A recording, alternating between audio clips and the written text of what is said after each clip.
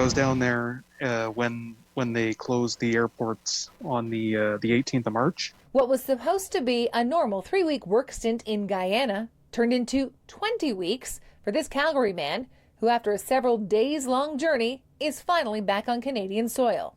I agreed to stay to continue working because it was only supposed to be 2 weeks. This is what Dave Capstick looked like right before he left for one of his usual 3-week shifts for a mining company in Guyana.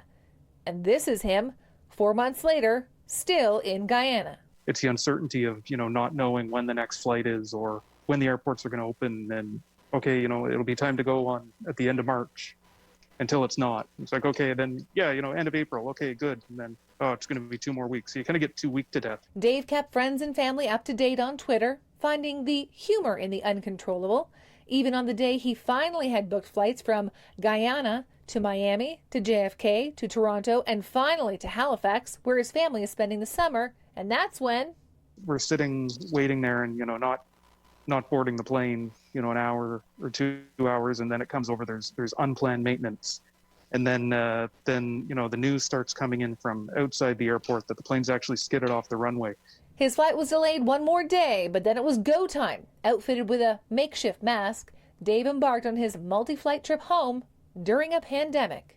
Miami's the hot spot right now. That gave me a bit of pause. I caught up with Dave on his layover between Toronto and Halifax Friday. He says the experience home hasn't been bad, just strange. Everything's really quiet. I don't know if you've been in an airport recently, but man, they are empty. There's maybe 10 or 15 more flights leaving out of here today. New York and Miami, they were completely empty.